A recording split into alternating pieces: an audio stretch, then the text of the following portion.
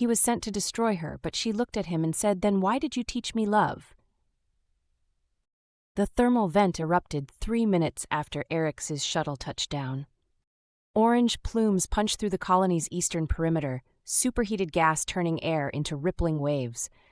Colonists scattered, their movements chaotic.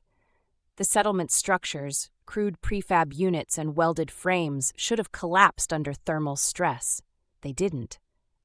Eryx's fingers tightened on her equipment case.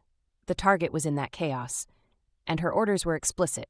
Observe, confirm the threat, eliminate. 3 days maximum. The shuttle door hissed open. Heat slammed into her, but her skin adapted instantly, pores sealing against sulfurous air. She stepped onto the landing pad and scanned the scene. There. Center of the evacuation, directing traffic with hand signals. Male, late 20s, dark hair plastered to his forehead with sweat and ash.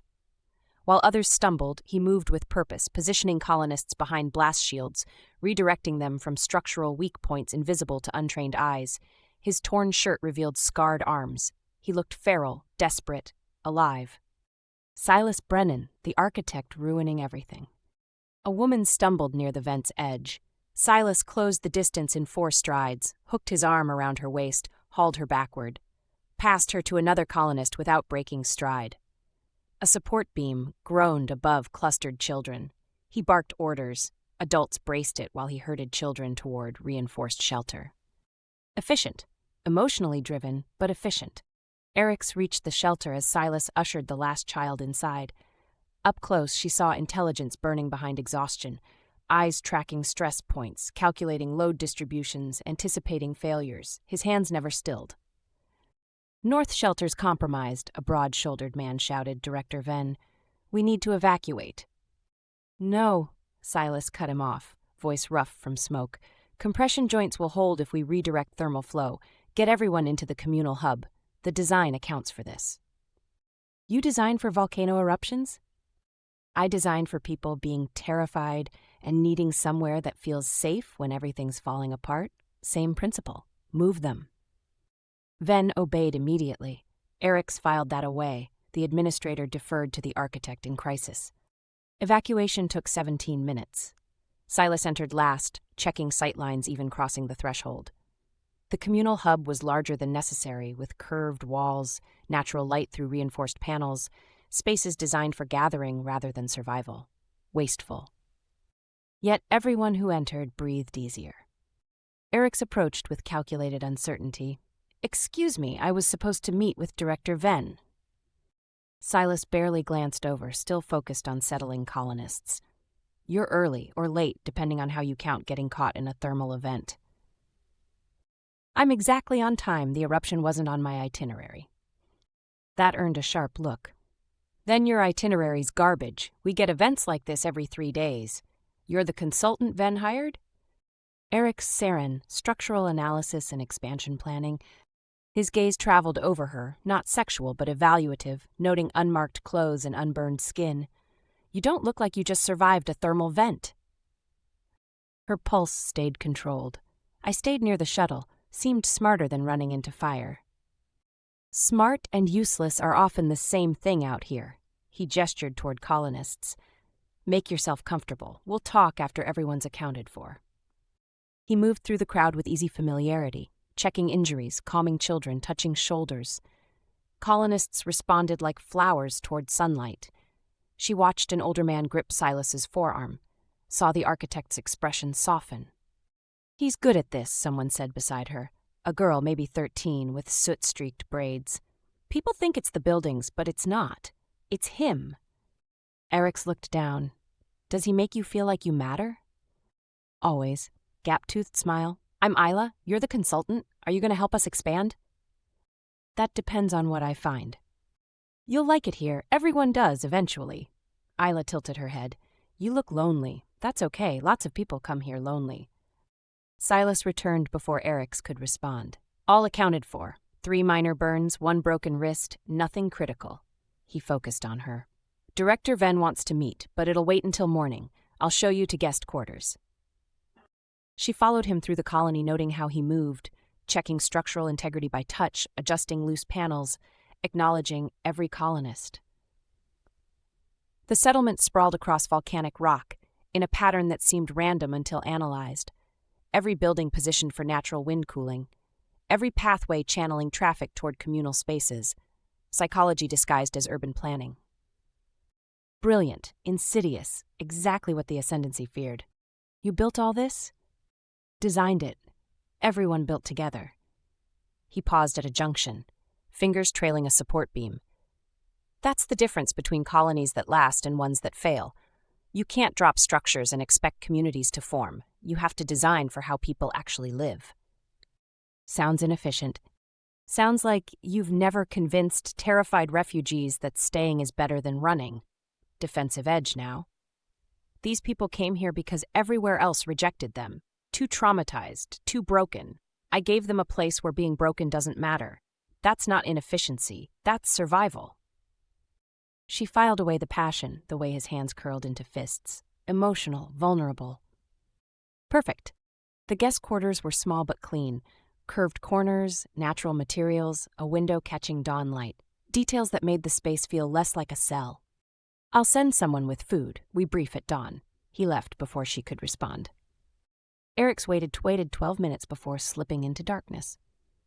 Surveillance was simple when humans were exhausted. She mapped the colony, identified weaknesses, located Silas's quarters attached to his workshop. The lock was primitive. The workshop was organized chaos, blueprints everywhere, models in progress, calculations scrawled on walls, but the journals on his desk caught her attention. She opened one randomly, expected technical specifications. Rafe still won't sleep in enclosed spaces. Positioned his unit near eastern perimeter with reinforced walls but open sightlines. Reminded him of military outposts where he felt safe. Sleep quality improved 40% within 2 weeks. Isla draws flowers on her walls, misses growing things, adding botanical elements to youth section. Not practical, but neither is Hope, and she needs it. Director Venn works 18-hour days to avoid thinking about his lost family. Designed his office with view of construction projects. Gives him purpose, instead of dwelling on what's gone. Page after page. Each colonist's psychological needs cataloged and addressed through architecture. Not just building structures, but engineering healing through environmental design. Eryx's species had eliminated such considerations 3,000 years ago. Efficiency demanded it. Yet this colony, with its emotional architect and therapeutic buildings, thrived where ascendancy outposts failed within months. She closed the journal carefully, replacing it exactly. Her hands were steady, heartbeat controlled, but something shifted in her chest, a sensation she couldn't identify because her species had no words for doubt. Dawn broke red over the volcanic plains, light filtering through ash-thick atmosphere. Eryx found Silas already in his workshop, bent over blueprints with Director Venn and Rafe Dalton. They didn't hear her approach, too focused on debate. The western expansion is suicide, Rafe said, jabbing a scarred finger at the map. Ground's unstable, thermal activity every 48 hours. We lose people. We don't have the numbers to recover. We lose people if we don't expand, Venn countered. Supply ships are backing up. We're at capacity. Silas traced a line across the blueprint, expression distant. We're not building on unstable ground. We're building with it. Thermal vents are predictable if you track the patterns. We channel the heat, use it for power and climate control. Turn the liability into infrastructure. That's insane. That's adaptation. Silas glanced up, noticed Eryx in the doorway. Something flickered across his face, wariness mixed with curiosity. You're early. You said dawn. I say a lot of things. He straightened, rolling tension from his shoulders. Venn, Rafe, this is Eryx Saren, guild consultant. She's here to tell us all the ways we're doing everything wrong. Venn extended a hand, grip firm despite obvious exhaustion. Ignore him. He gets defensive about his designs. My designs keep people alive. Your designs are expensive and unconventional, Venn said, but without heat. The guild wants to know if expansion is viable or if we're throwing resources into a lost cause. Eryx met Silas's stare. I evaluate based on structural integrity and long-term sustainability. Politics isn't my concern. Everything's politics when you're trying to survive. He tapped the blueprint. You want to see if we're viable? Come to the western site. Judge for yourself. They left within the hour, loading equipment into a battered rover. Rafe drove while Silas navigated, calling out hazards before they appeared. Eryx sat in back, studying him, the way he tracked environmental changes, adjusted for thermal shifts, maintained constant awareness of their position relative to safe zones. Military precision wrapped in civilian purpose. The western site was worse than the briefing suggested. Cracked volcanic rocks stretched toward a ridgeline, ground steaming from fissures. Wind carried the acrid bite of sulfur. Nothing should survive here, yet Silas walked the perimeter like he owned it. There, he said, pointing toward a series of vents, releasing steady pressure. Thermal activity's consistent. We build the foundation around the vents, not despite them. Use heat exchange systems to power the settlement, create a closed loop. Eryx approached the nearest vent, felt superheated air against her face. You're proposing building directly on top of active volcanic features. I'm proposing we stop fighting this moon and start understanding it.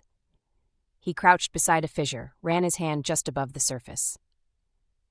Every failed colony here tried to impose their own environmental standards. Sealed habitats, artificial atmospheres, imported ecosystems. They all collapsed because they exhausted resources fighting natural conditions. And your solution is to embrace those conditions? My solution is to design with them. He stood, met her eyes. This place is brutal, but it's predictable. The vents cycle every 48 hours. Seismic activity follows patterns. If you stop trying to control it and start working with it, you can build something that lasts. Rafe called from the ridgeline, waving them over. They climbed through loose rock, Eryx noting how Silas moved, sure-footed despite treacherous ground, reaching back once to steady her when shale shifted beneath her boots. His hand was calloused, warm even through the heat. From the ridge, the colony sprawled below, structures gleaming dull metal against black rock. Smoke rose from cooking fires. Children played in marked safe zones. Colonists moved through morning routines. Small, fragile, impossibly resilient. There's your evaluation, Silas said. 143 people who shouldn't be alive. They're here because someone finally designed for humans instead of theoretical optimal conditions. You talk about them like they're family. They are, no hesitation, every single one. Back at the rover, Rafe produced canteens and ration bars. They ate in silence, shadows lengthening as the sun climbed. Eryx watched Silas sketch modifications to the expansion plan, his focus absolute. When his stylus died, he switched to charcoal without breaking rhythm. Why architecture, she asked. He didn't look up. Why structural consulting? I asked first. That earned a brief smile. Fair. He set the charcoal down, flexed ink-stained fingers. I watched a colony fail once. Poor planning, no consideration for how trauma affects behavior. People stopped maintaining systems because the spaces made them feel trapped, cascading failures. By the time evacuations started, half the population was already dead. You were there? I was 12. His voice flattened. My parents were engineers. They died trying to fix what should never have broken. I decided then, if I survived, I'd learn to build places where survival didn't require constant fighting. Eryx processed that, filed it with the journals, the careful attention to colonist needs. You lost people, so you dedicated yourself to saving them. I dedicated myself to understanding them. He met her stare. Saving them is just a byproduct of giving a damn. The words landed harder than they should. She turned away, pretending to survey the landscape. Her species didn't give a damn. Sentiment was weakness. Attachment was liability. Yet this human built empathy into foundations and called it engineering. They returned to the colony as afternoon heat peaked. Silas disappeared into meetings with Ven while Eryx compiled preliminary reports. Data the Ascendancy wouldn't read because her real mission was elimination, not evaluation. She found herself wandering the residential sections instead, observing. A woman tended plants in a communal garden, fingers gentle on leaves. 2 men repaired a housing unit, their argument more banter than conflict. Isla sat with other children, drawing on pavement with colored chalk, flowers and stars and things that didn't exist on this harsh moon. He does that, Rafe said, appearing beside her, makes you see possibilities instead of problems. Eryx didn't startle. You've been with him a long time. 10 years, watched him transform this place from survival to living. Rafe studied her with shrewd eyes. You're not what you seem. Her pulse stayed controlled. I'm exactly what I seem, a consultant. Maybe. He didn't sound convinced. But I've seen enough people to know when someone's carrying weight they shouldn't. Whatever you're here for beyond the official story, just remember, he's got enough scars. Don't add to them unless you're prepared to stay and help heal them. He walked away before she could respond, leaving her standing in artificial shade while children laughed and drew impossible dreams. Evening found her in Silas's workshop again, this time by invitation. He'd spread expansion plans across every surface, models positioned to show spatial relationships. His passion was infectious as he explained load distributions, thermal management, psychological sightlines. You design for the mind as much as the body, she observed. Body's easy, give people shelter, food, safety, but the mind? He traced a curved wall on the blueprint. The mind needs beauty, purpose, connection. You can't quantify that in structural calculations, but ignore it and everything fails anyway. Your species is inefficient. My species survives. Challenge in his voice. We're messy and emotional, and we waste resources on things that don't make logical sense. But we're still here, still adapting, still building. That has to count for something. It did. That was the problem. Their hands brushed, reaching for the same blueprint. Neither pulled away immediately. His skin was warm, fingers stained with charcoal and ink. Her own hand looked too perfect beside his, unmarked by labor or time. You're different, he said quietly. From other consultants, you actually look at things instead of just measuring them. Maybe I'm just thorough.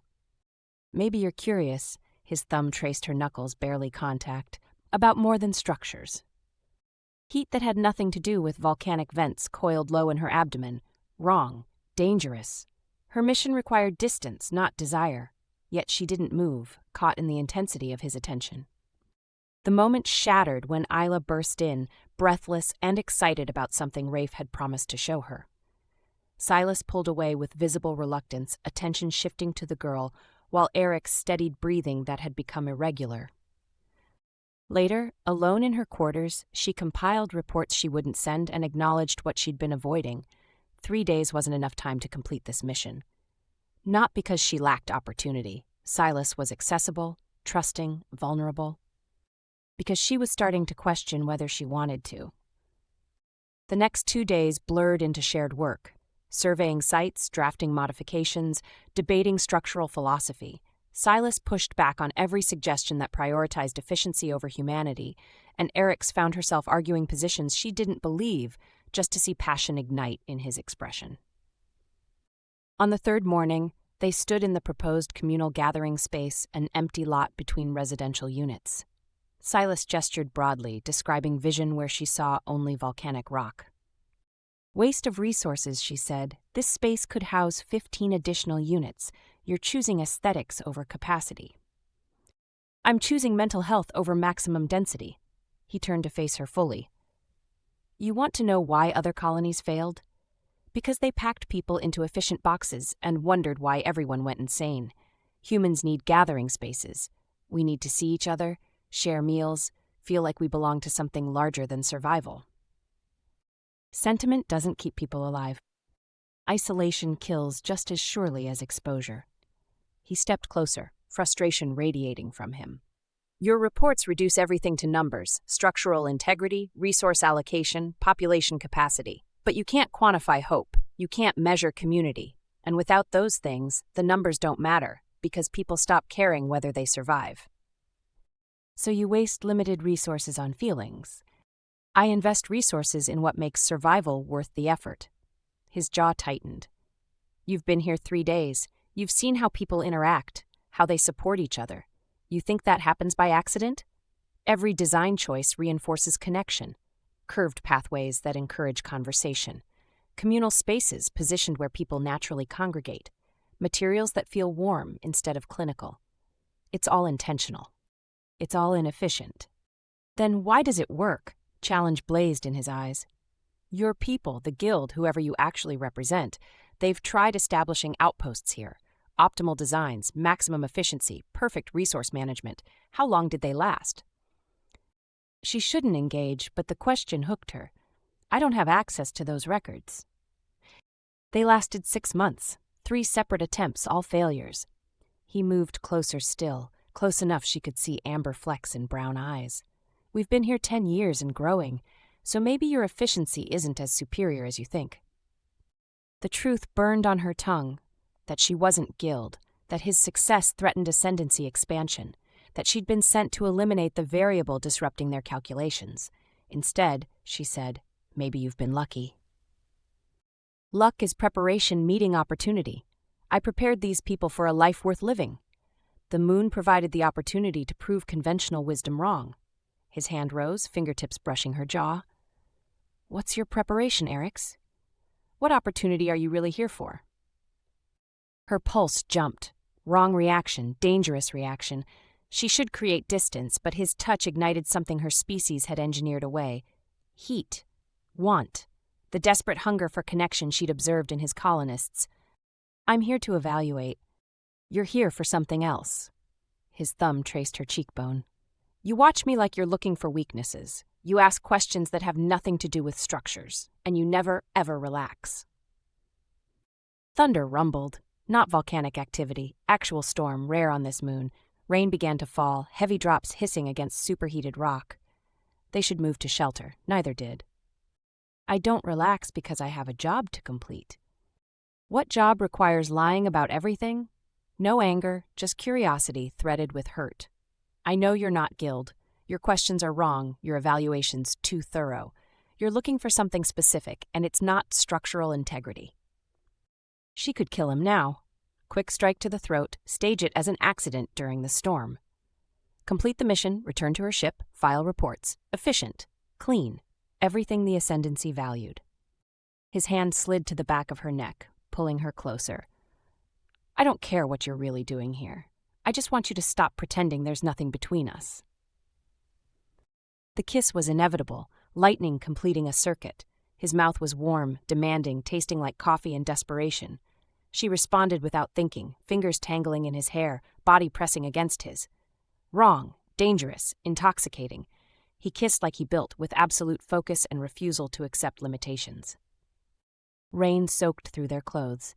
He pulled back just enough to speak against her lips. Come back to my quarters.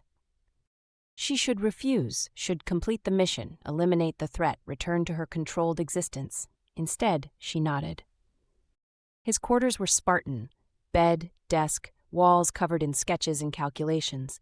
He pulled her inside, kicked the door closed, kissed her again with escalating intensity. Her hands found the hem of his shirt, tugged it over his head. Scars mapped his torso, evidence of surviving what should have killed him.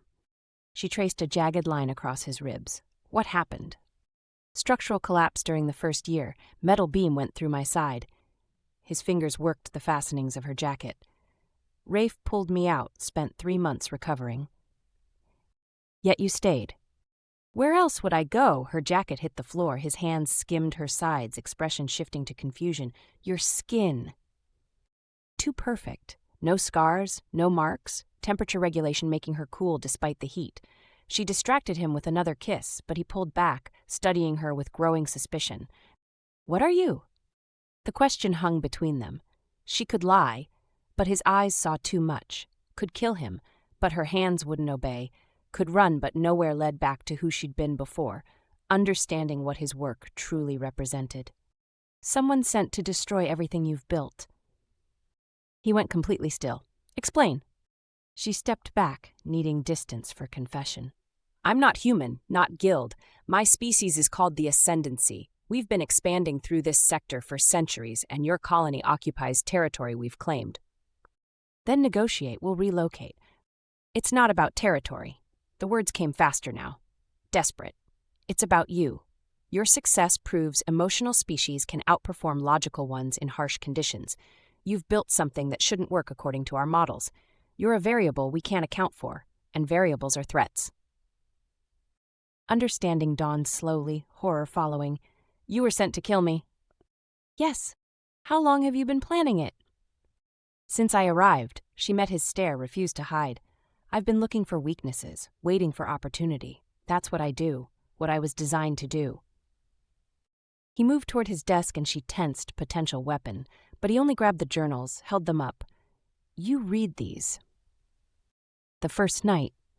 Then you know these people depend on me. You kill me, the colony fails, everyone here dies. I know. And you were going to do it anyway. Not a question. His expression shuddered, the warmth she'd grown addicted to freezing into something unrecognizable. Was any of it real? The conversations, the work, this, he gestured between them, or was it all manipulation? It was real, her voice cracked, unfamiliar sensation. That's the problem. I was supposed to observe for 3 days and eliminate the threat. Instead, She couldn't finish, had no words for what she felt. Instead, you what? The ground trembled. Not normal volcanic activity, violent shaking that sent equipment crashing from shelves. Silas lunged for the door, and she followed on instinct. Outside, colonists poured from buildings as the tremors intensified. Seismic event, Rafe shouted over growing rumble, bigger than anything we've seen. The eastern residential section collapsed, support beams buckling like twigs. Screams cut through grinding metal. Isla stood frozen in the destruction's path as a structure listed toward her. Eryx moved without thinking. Crossed 50 meters in seconds, grabbed the girl, threw her toward safety. The building crashed down, and she raised her arms, felt tons of metal and stone impact against her skin, felt her body's engineered durability absorb force that should have crushed her. Silence fell. Dust settled. She stood in the wreckage, completely unharmed while destruction surrounded her. Every colonist stared. Rafe's hand moved toward the weapon at his hip. Isla's eyes were wide with shock and betrayal, and Silas watched from 20 feet away, seeing finally what she truly was, not human, not helpless, not anything he'd believed. The earthquake rumbled again, weaker now but still dangerous. She ignored the colonists, focused on Silas. Get them to the communal hub, it's the most stable structure. Don't tell me how to protect my people. His voice was ice and ash, you've done enough. The communal hub filled with injured and terrified colonists. Eryx stayed near the entrance, aware of hostile stares. Silas moved through the chaos with mechanical efficiency, organizing medical care and damage assessments. He didn't look at her once. Rafe approached after 20 minutes, weapon visible. Director Venn wants you confined. I'm not a threat. You survived a building collapse that should have killed you. You're absolutely a threat. His expression was carved from disappointment. He trusted you. She followed him to a storage room. The lock was laughable, but escape solved nothing. Through the door, she heard damage reports. 3 dead, 17 injured, eastern residential, uninhabitable. Without immediate repairs, more would die. Footsteps approached. The door opened, revealing Silas backlit by emergency lighting. He looked hollowed out. Everyone's stable, he said, not entering. Venn's coordinating shelters, Rafe's organizing supplies. And you're demanding answers. What are you exactly? Ascendancy. We've engineered ourselves over millennia, optimized strength, intelligence, durability, removed emotional inefficiencies. Removed, his laugh was bitter. Or suppressed. You read my journals. Did any of it mean anything, or was it just data? It confused me. My training says emotional consideration is weakness, but your colony thrives because of it. So you were sent to eliminate the contradiction. Yes. Can you? He met her stare. Kill me, I mean. After everything, could you actually do it? She should answer immediately. Instead, silence stretched while she examined the question. Could she? Physically, easily. But the thought of his absence sent wrongness cascading through her system. No, she admitted, I can't. Something flickered across his face. Why not? Because you taught me, she stopped, recognizing the words. You taught me what you're designing for. Connection, purpose. I didn't understand before, but watching you, working beside you, I learned what I was missing. Developed feelings, remarkably inconvenient for an emotionless species. I'm not emotionless, none of us are. The realization crystallized. We just convinced ourselves we were because it was easier than admitting we're lonely, that we sacrificed connection for efficiency and called it evolution. He crouched in front of her, close but not touching. Isla's been asking about you, wants to know if you're okay. I nearly crushed her. You threw her clear. She knows the difference. His jaw worked. She also said you looked lonely the day you arrived, that she recognized it. Eryx's throat tightened. She's perceptive. She recognizes her own pain in others. He touched her knee. Is that why you couldn't kill me? Because I gave you something you didn't know you were missing? You gave me doubt about everything I believed. Good. Doubt means growth. He stood, began pacing. Here's our situation. The colony's barely holding together. We've lost housing, medical supplies, and everyone's terrified. I need every able body working repairs, including yours. You're not confining me?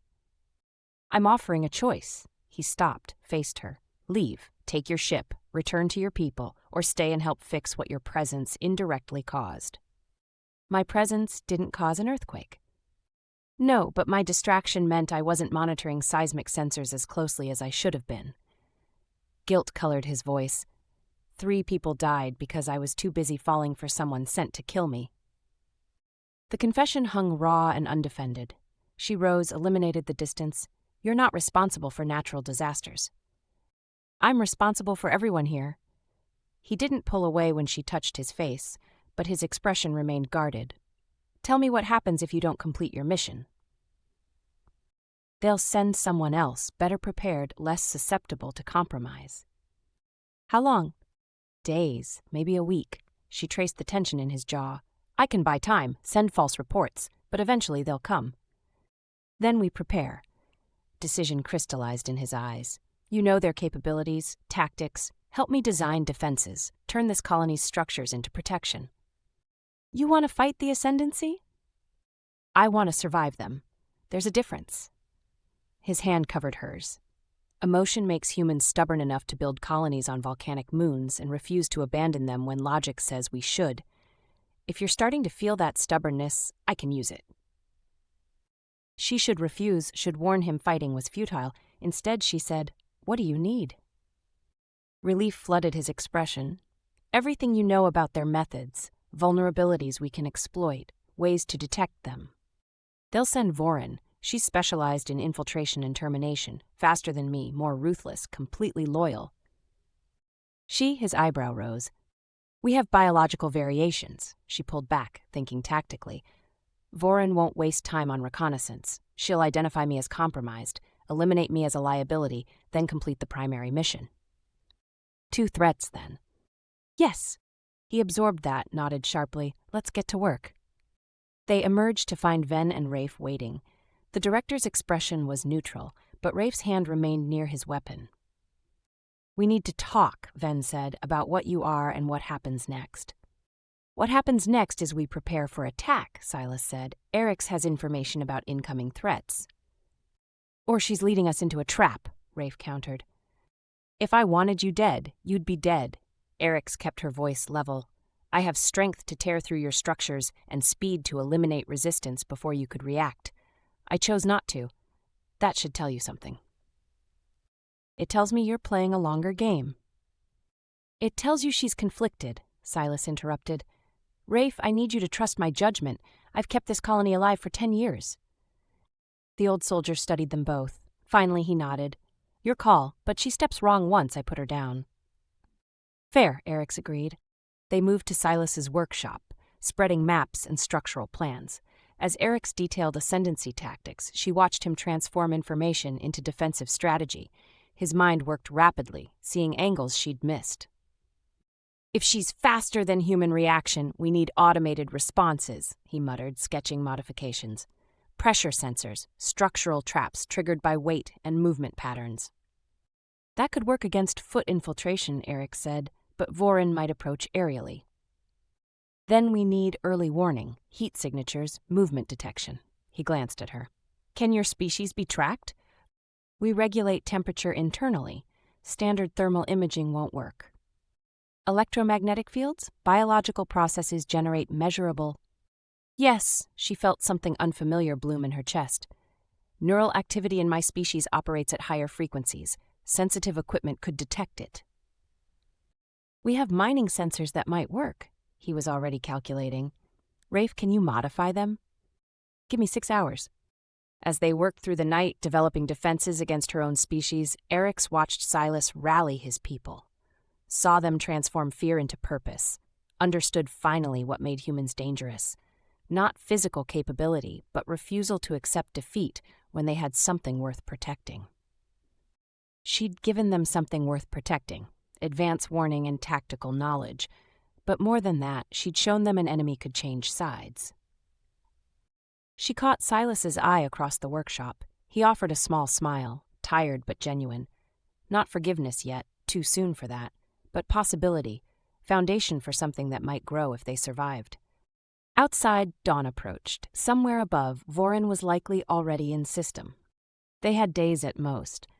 But Silas had taught her that humans accomplished remarkable things when time ran short and stakes ran high. Time to test if she could match them. Vorin arrived on the fourth day. The modified sensors screamed alert at 0300 hours, electromagnetic signature cutting through the colony like a blade. Eryx was awake instantly, already moving toward Silas's quarters. She found him pulling on boots, face grim in emergency lighting. "She's here," Eryx said. "Position. Northern perimeter. She'll scout defenses first, identify patterns." Eryx grabbed the tactical display they'd prepared. "We have maybe 20 minutes before she moves." They reached the command center as Rafe activated defensive protocols. Colonists filed into reinforced shelters, movements practiced from 3 days of drills. Ven coordinated communications, voice steady despite the fear Eryx could smell on him. "All civilians secured," Rafe reported, defense teams in position. Silas studied the sensor grid, tracking the electromagnetic signature's movement. "She's testing our perimeter, looking for weak points." "She'll find them," Eryx said. "I designed half your defenses. She'll anticipate my thinking." "Then we use that." Silas traced a path on the display. "She expects you to protect the communal hub, highest population density, most logical target. What if we make her think you're compromised differently than you are?" "Explain." "You betrayed your mission because of emotional attachment. She'll assume you're protecting me specifically." His fingers stopped at his workshop. "We make that the obvious trap. Concentrate defenses there. Make it look like you're using colonists as shields for personal reasons. While the real defense is distributed." He pulled up structural modifications they'd implemented. "Every building's been reinforced with your tactical knowledge. Pressure plates, automated barriers, choke points designed for her speed and strength. She comes for me. She has to go through the entire colony to reach the workshop." "And I'll be waiting." Eryx felt predatory focus sharpen. "She'll want to eliminate me first. Failed operatives are liabilities." "Can you beat her?" Honest answer required brutal assessment. "No, she's faster, stronger, more experienced, but I can slow her down, give your people time to evacuate." "Not evacuating." Silas's jaw set. "This is our home. We defend it." The sensor shrieked. Vorin had stopped moving, calculating, planning. Then the signature accelerated, supernatural speed carrying her toward the eastern approach. Exactly where they'd predicted. "She's committed," Rafe said. "Teams 2 and 4, stand by." Eryx moved toward the exit. Silas caught her arm. "Don't die for us." "I'm not dying for you." She met his stare, let him see the truth. "I'm living for you. There's a difference." She kissed him once, hard and desperate, then disappeared into the darkness. The eastern approach funneled through residential sectors they'd converted into a killing field. Eryx positioned herself at the primary choke point, feeling Vorin's approach through vibrations in the ground. Faster than her? Yes. But Eryx knew this terrain, had helped design every trap and counter. Vorin appeared like a ghost, pale skin nearly luminescent in pre-dawn darkness, taller than Eryx, leaner, with eyes like polished silver. She stopped 20 meters away, assessing. "Eryx," her voice was toneless, "you failed to report."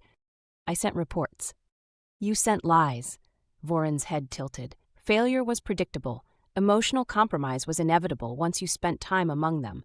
The ascendancy accounted for this possibility." "Then why send you?" "Because failure requires correction." Vorin moved faster than thought. Eryx barely blocked the strike, felt the impact crack bone. They separated, circling. "You've grown attached to the architect, to the humans. You believe their inefficiency has value." Their inefficiency creates resilience. Eryx blocked another strike, countered with one that Vorin avoided easily. Something we lost when we optimized ourselves into isolation. Isolation is strength. Isolation is death.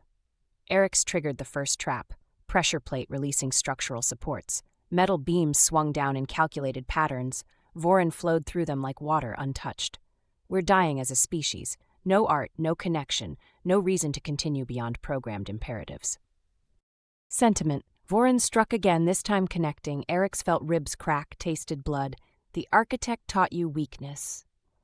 He taught me what strength actually means. Eryx triggered the second trap, collapsing a wall section. Vorin dodged, but the debris slowed her. Surviving isn't the same as living. Philosophy won't save you. They clashed again, brutal exchanges that left Eryx bleeding from a dozen wounds. Vorin was winning, inevitable outcome. But Eryx wasn't trying to win. She was buying time, leading Vorin deeper into the colony's modified structures. He cares for you, Vorin said, pressing her advantage. The architect. I observed his reaction when you were confined. Emotional attachment is mutual. Yes. Then watching you die will compromise his effectiveness, strategic advantage. Vorin's strike took Eryx off her feet, slammed her into a wall. You should have completed your mission. Failure serves no one. Failure taught me, Eryx coughed blood, that some things are worth dying for. Like him? Like hope. The final trap triggered. Not structural this time, thermal. Rafe had spent 3 days routing volcanic vents through hidden channels, creating a network of superheated steam they could release on command. Vorin was fast enough to escape, but the blast caught her off guard, seared her skin, bought Eryx precious seconds. She triggered the colony-wide alert. Now! Every modified structure activated simultaneously. Pressure plates, automated barriers, thermal vents, the entire colony became a weapon.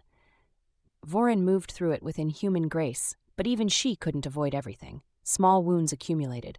Her speed decreased incrementally. Silas's voice crackled through Eryx's communicator. Workshop, lead her here.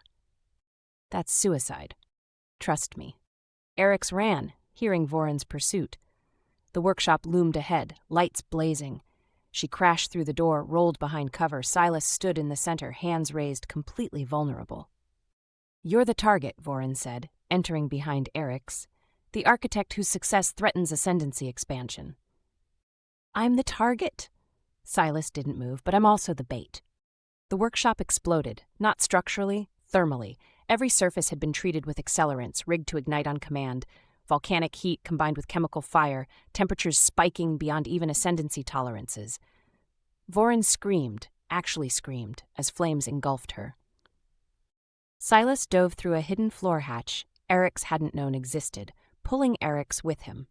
They dropped into maintenance tunnels as the workshop above became an inferno. You sacrificed your workspace, Eryx gasped, injuries screaming. I can rebuild a workspace. He pulled her through tunnels toward the medical center. Can't rebuild you. Behind them, the screaming stopped. They emerged to find Rafe waiting with medical supplies. He worked efficiently on Eryx's wounds while Silas monitored sensors. The electromagnetic signature in the workshop was weakening, fading.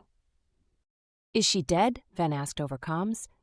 Ascendancy are hard to kill, Eryx said, but fire that hot, sustain that long, even we have limits.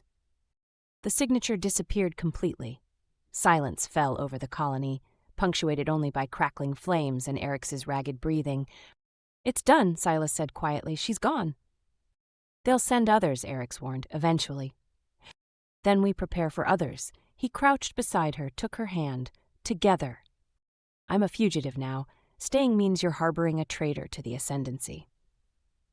This colony's full of people other places rejected. You'll fit right in. He smiled, exhausted but genuine. Besides, I need someone who understands structural engineering at your level. Rebuilding the workshop will be complicated. You're serious. I'm always serious about my work. His thumb traced her knuckles. And you're my best work, teaching you to value connection, to choose creation over destruction. That's a better legacy than any building. Rafe finished bandaging, stepped back. She'll heal faster than humans? Yes, Eryx confirmed. Good, because we've got a colony to rebuild and I'm not doing all the heavy lifting myself. He offered his hand. Welcome home, Eryx. She took it, felt the acceptance in his grip, looked past him to where Isla peeked from the medical center doorway, gap-toothed smile bright despite the chaos, saw Ven nodding approval, other colonists gathering with expressions ranging from wary to welcoming. Home, the concept had been theoretical before. Now it meant something concrete. This place, these people, the man whose hand she still held. Then why did you teach me love? She asked Silas quietly, repeating the question she'd asked days ago in different context. He understood immediately. Because you were ready to learn. And because love's the foundation everything else is built on. Without it, structures are just shelters. With it, they're homes. Dawn broke over the volcanic plains, light filtering through ash and smoke. The colony stood damaged but intact, its people weary but unbroken. Eryx let Silas pull her to her feet, leaned against him as they surveyed what they defended together. What now? She asked. Now we rebuild, stronger foundations, better designs. He looked at her. Think you can help with that? I think. She felt something unfamiliar and perfect settle in her chest. I'd like to try. They stood together as the colony woke around them, survivors beginning the work of healing and reconstruction. Eryx had been sent to destroy this place, this man, everything he'd built. Instead, he'd destroyed everything she'd been and helped her build something new, something that felt remarkably like belonging. Purpose. Like love,